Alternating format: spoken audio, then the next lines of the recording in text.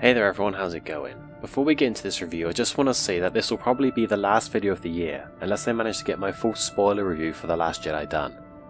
As you can see by the title, this review is entirely spoiler free, so don't worry, I won't be giving anything away. First off, I want to say that I did thoroughly enjoy this movie, and my overall feelings towards it do net positive. Of course it has its flaws like any movie, and I'll be sure to cover them in detail in the full review, but for now, let's get the negatives out of the way first. I know some people are worried that this will be an Empire Strikes Back clone, much like The Force Awakens being a clone of A New Hope.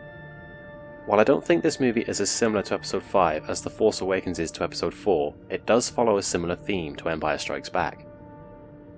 That being that despite the enemy having their most powerful weapon destroyed, the bad guys are still very much at large, and the good guys are still very much oppressed.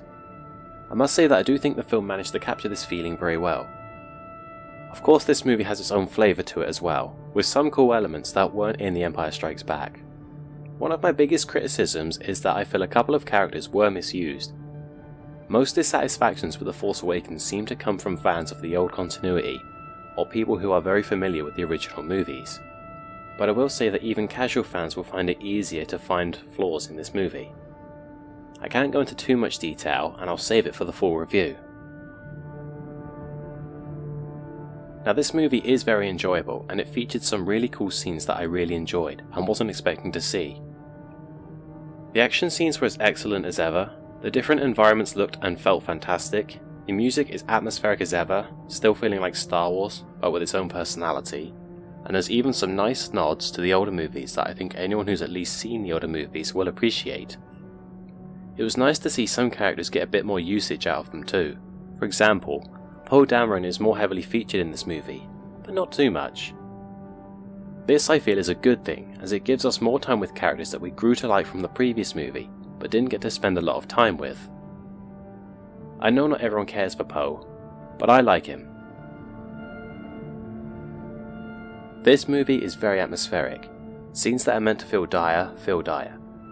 Scenes that are meant to feel hopeful or uplifting, do so. Scenes that are meant to be fun and exciting will give a thrill. I can't say if I like this movie more than the other two new movies yet, as I'll need to see it again first.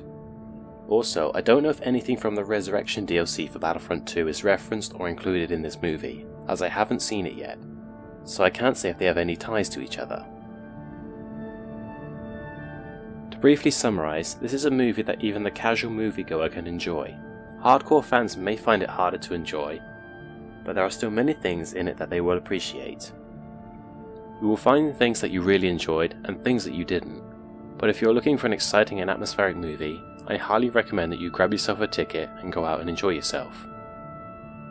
Thanks for watching guys, I'm going to go and see the movie again before I give a proper review, and I'm not sure when I'll be doing that, but it may very well be after the new year.